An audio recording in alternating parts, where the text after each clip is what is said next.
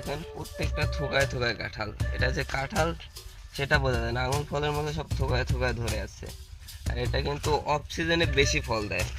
এটা গ্রীষ্মকালে যতটা না ফল দেয় তার থেকে অফ সিজনে এটার ফলন বেশি থাকে, আর এটার দামও চড়া পাওয়া যায়।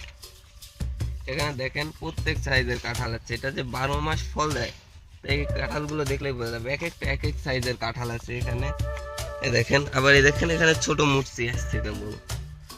12 মাসে যে কাঁঠাল হয় তার প্রমাণ এইটাই। আপনি 12 মাস এই গাছ থেকে ফল পাবেন। আর আপনারা যদি দেখেন এখানে কিন্তু এটা হলো আমাদের 12 মাসি ভিয়েতনাম কাঁঠাল।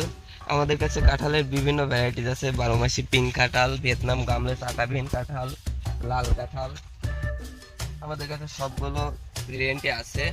তো আমাদের বাগানে কিন্তু এখন অনেক চারা রোপণ করা আছে, ঠিক আছে।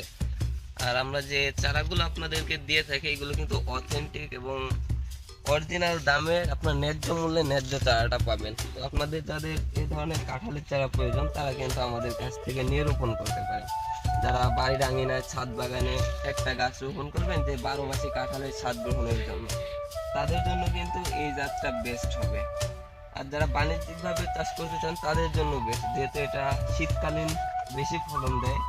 সেক্ষেত্রে আমরা এটা বাণিজ্যিকভাবে চাষ করতে পারি। আর শীতের মৌসুমে কোনো জায়গায় কাঁঠাল পাওয়া যায় না, সেক্ষেত্রে এটার দামও অনেক বেশি থাকে।